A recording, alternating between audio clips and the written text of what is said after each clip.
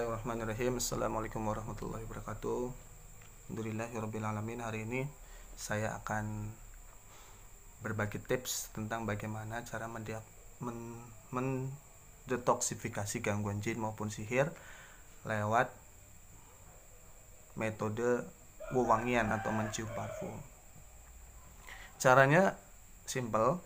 Nah, ini bisa teman-teman dicoba, bisa digunakan untuk diagnosa gangguan ataupun sihir, insya Allah ngefek. Ambil parfum non alkohol, apapun non alkohol. Yang penting kalau parfum non alkohol kita cium dulu. Seandainya kita cium menimbulkan efek relaksasi di jantung atau rasanya dari parfum itu masuk ke jantung atau area dada, itu bisa digunakan. Insya Allah.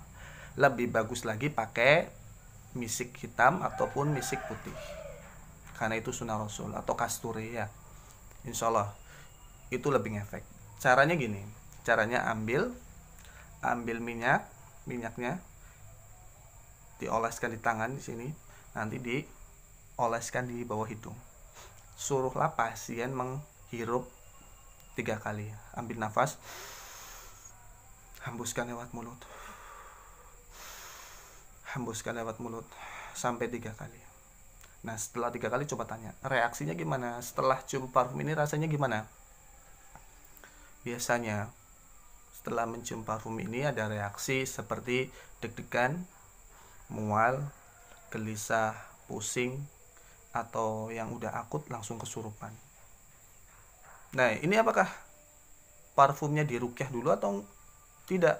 Nah, jadi dirukyah itu lebih bagus, tapi untuk testimoni awal, untuk pembuktian ya, ambil parfum yang tanpa dirukyah, non alkohol, oleskan di sini, cium. Bagi orang yang sudah terindikasi ada gangguan jin, misalkan ciri-cirinya jadi sering lupa rakaat, sering marah, emosian, atau dia mimpi buruk, nah ambil, oleskan, insya Allah reaksi mual, mutah. Apalagi kalau minyak wanginya dirukyah, itu 2 kali lipat bereaksi. Biasanya ada di sini kerasa kebakar, tapi itu hanya perasaan. Kalau orang normal yang tidak ada gangguannya sama sekali, dioleskan normal, tidak ada panas, tidak ada rasa sama sekali. Tapi kalau orang yang ada gangguan, maka akan gelisah, seperti yang saya sudah jelaskan tadi. Gangguannya gelisah, marah, ada rasa ingin marah, ingin kabur, ingin pulang, atau ingin berhenti rukyahnya, tidak melanjutkan rukyah, atau ingin sendawa, mual, pusing, bahkan ada yang sampai kesurupan. Nah, itu alurnya gimana? Kok bisa sampai bereaksi? Alurnya gimana? Kok bisa dengan cium parfum aja kok bisa langsung jin itu bereaksi? Alurnya gini, sifat jin itu panas. Jika jin dimasukkan ke dalam tubuh, maka orang yang dimasukin jin itu, tubuhnya akan merasa berat. Yang pertama, kalau dari fisiknya pasti berat. Dari batinnya, emosinya terganggu.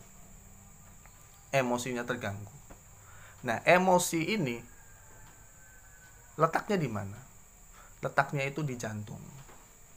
Nah, saat emosi, saat kita marah atau saat kita gelisah, maka jantung itu detaknya tidak beraturan. Maka dengan kita suruh atau bimbing pasien kita untuk mencium wewangian atau parfum yang bisa merilekskan jantung, otomatis pintu setan yang ada di jantung ini kita tutup. Otomatis mereka seakan-akan saya masuk ke tubuh ini udah nggak ada, ini nggak bisa masuk, karena di jantungnya udah ditutup dengan rasa tenang, rileks. Otomatis dia akan bereaksi tadi, reaksi yang tadi saya sebutkan. Nah, makanya tips buat teman-teman praktisi saat rukyah awal-awal, buat pasien tenang dulu, nyaman dulu, rileks. Maka setelah rileks, pikirannya tenang, itu nanti lebih bereaksi saat kalian baca ayat-ayat Al-Quran. Nah, ini adalah salah satu tips bagaimana cara detoksifikasi tanpa ribet-ribet atau simple. Yang kedua, detoksifikasi menggunakan